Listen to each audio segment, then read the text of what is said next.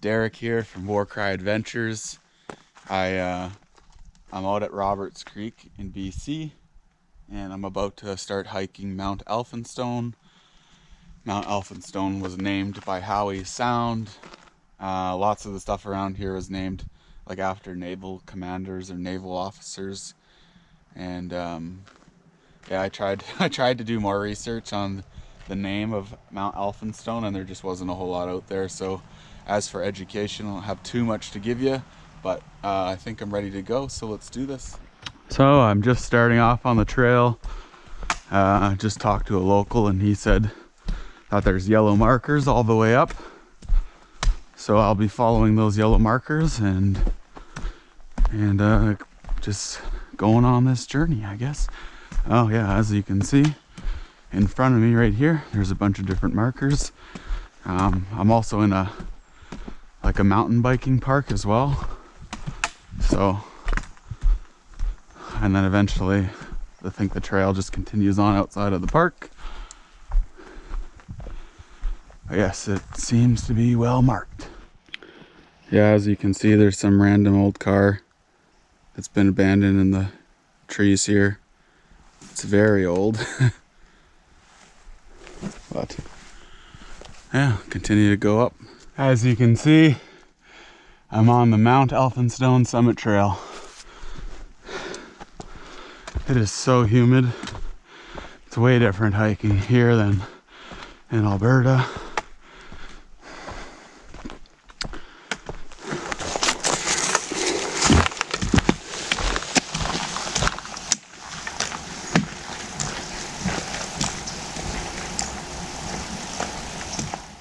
So I have just exited the Sprock Kids bike park a little bit back, and just come across this sign about Mount Elphinstone Summit Trail. And apparently the trail that I'm walking on was paved by Richard and Peter back in the 1960s and 1970s. And they're the ones that flagged the trail and made it as accessible as it is for people like me. So I was just walking up and I realized there's a tree growing out of the middle of an old tree. It's pretty cool. Mother Nature's sure resilient, that's for sure. Yeah, look at the trees here. It's massive.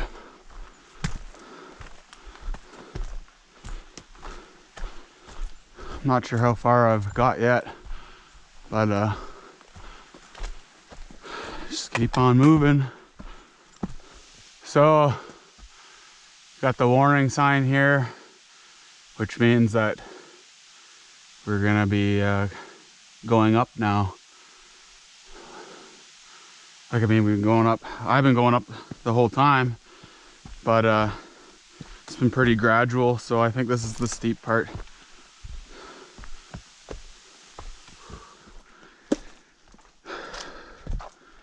So I'm not sure how long I've been hiking for right now, but I've been steady moving. And yeah, I'm out there. I'm definitely out there in the bush right now.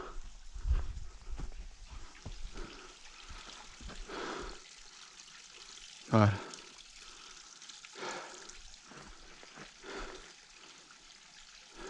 yeah, once I get to some kind of identification marker, probably just have a little bit of a rest, and then power through the hardest part.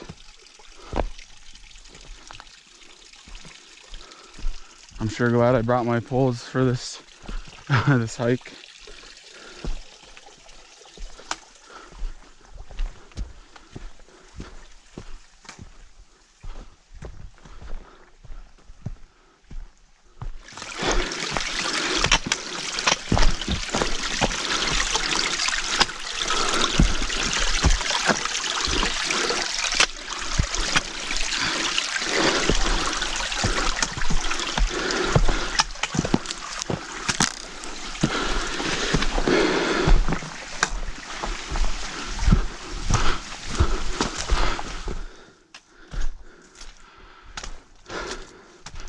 So I kind of managed to break through like the really dense canopy of the forest, but not really sure where I'm at or how much longer I got till there's that steady incline I've been hearing about.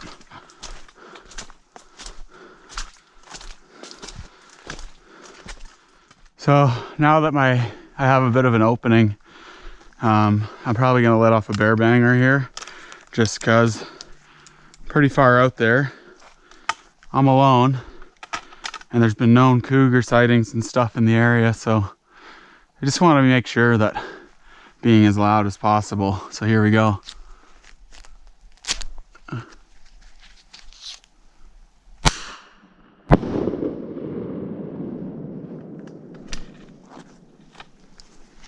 Yeah, the one thing about hiking out here is it's a lot more rooty than some of the stuff you do in Alberta, and it can be pretty slippery, so always be mindful of that. You don't want to injure yourself kilometers and kilometers away from your vehicle.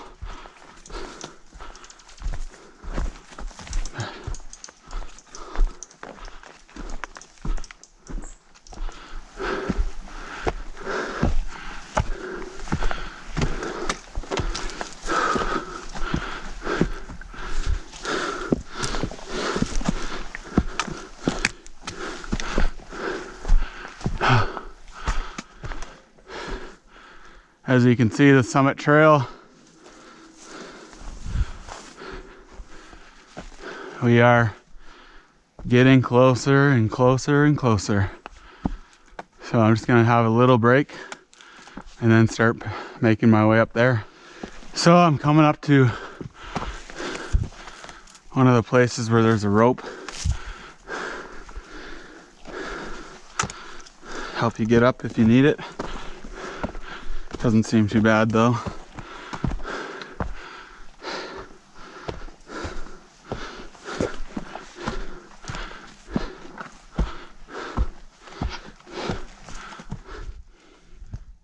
So I think I'm getting close to the summit, or at least the beginning of the fall summits, and then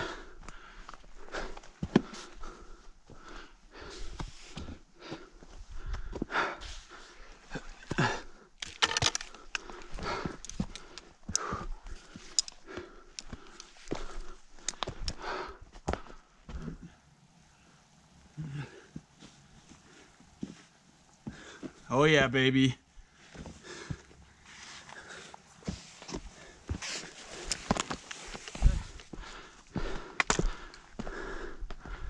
Oh wow. It's still pretty trippy with the clouds. Oh my god. I feel like I'm skydiving.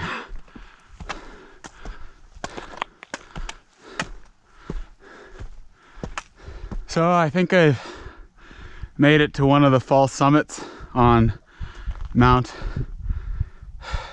Elphinstone, and as you can see, it's cloud cover, but I think all that's getting lifted up, but it looks really cool, just like this ocean of white, and then literally underneath that cloud is the real ocean.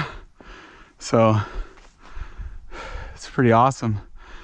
I'm gonna cool down, get my body to reach homeostasis, drink some water, throw in a little bit of bug spray up here, and then I'll summit.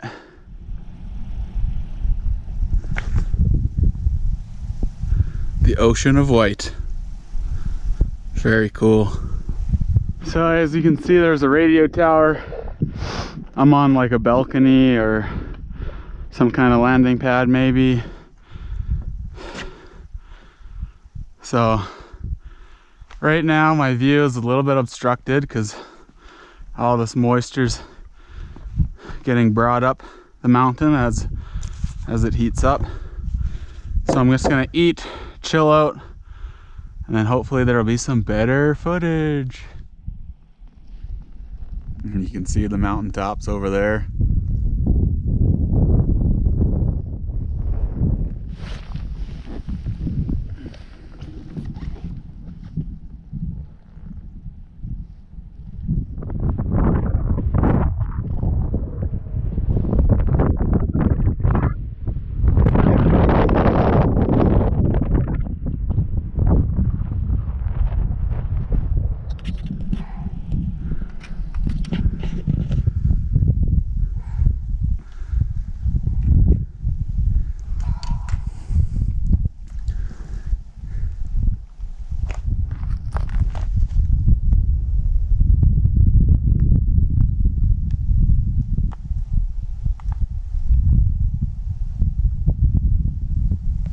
So I'm on top of the radio tower right now, and you can see the view is finally clear.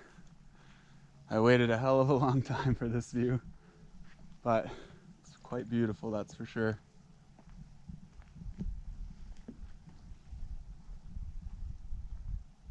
Take one last glimpse of the coast through the trees, and then I'll be going back into dense bush.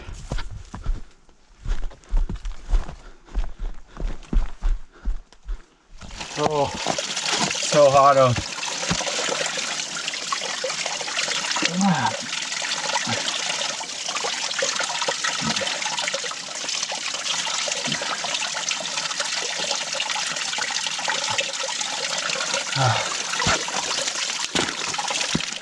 I've just been cruising down this trail, and man, I don't remember it being this long, that's for sure.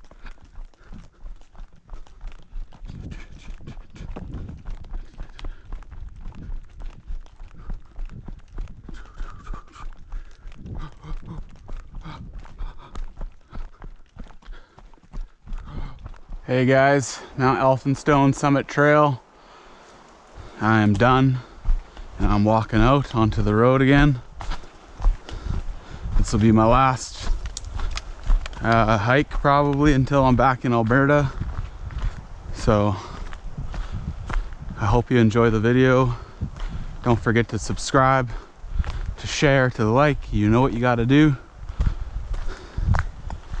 And I'm just gonna cap off this clip with a summary of the hike and then call it a day. Okay guys, I finished the hike. I've done Mount Elphinstone. And just a quick cap off of the hike.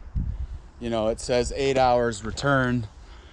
But from my personal experience, and I'd say like I'm in decent shape, I was able to get up the mountain in I'd say 2.5 hours, and it took me probably an hour to get down.